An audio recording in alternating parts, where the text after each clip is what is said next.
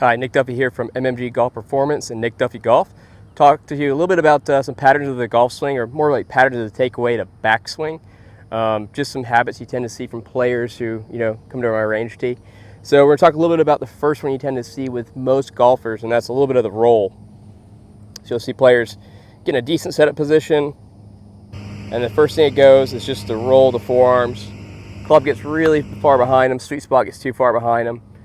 When you normally see this position, they'll sometimes be able to save it a little bit to the top like this, get a little steep, and then have to save it at the bottom.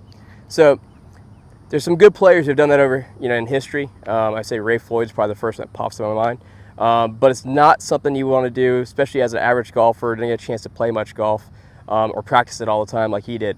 An ungodly talented guy too. So what I would say is you want just a little more neutral backswing to give you the best chance of delivering that club into the golf ball as possible. So the feel should be, more hands in, club head staying outside of it. So more hands kind of like they're brushing over your right toe in the takeaway.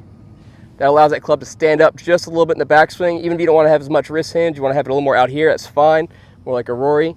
I don't mind a wider backswing, it definitely doesn't hurt. So that feel, that move is going to help the club from getting too far behind you and then roll to the top.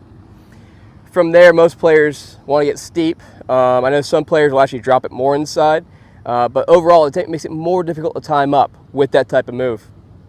I would say some of the user errors you tend to see of people with the club head, trying to keep the club head outside the hands, is instead of just doing it this way, club it outside the hands and still turning their body as they go back, you'll see people just lift.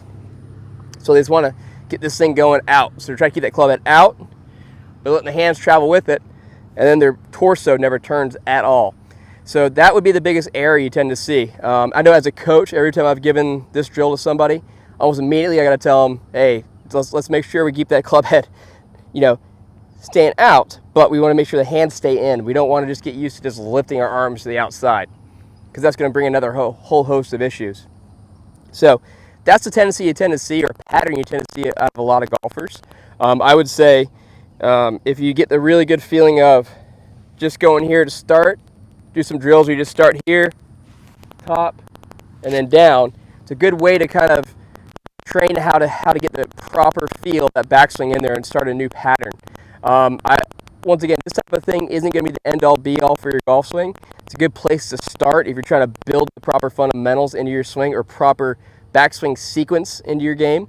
Once again, there are always exceptions to any rule, especially if you look at the PGA Tour. With the average golfer, somebody who doesn't have a ton of time on their hands to try to time up a golf swing every day, I would say this is a good place to start. So if you have any questions, just go ahead and throw it in my comments and let me know, and I'll be sure to get back to you. Thanks.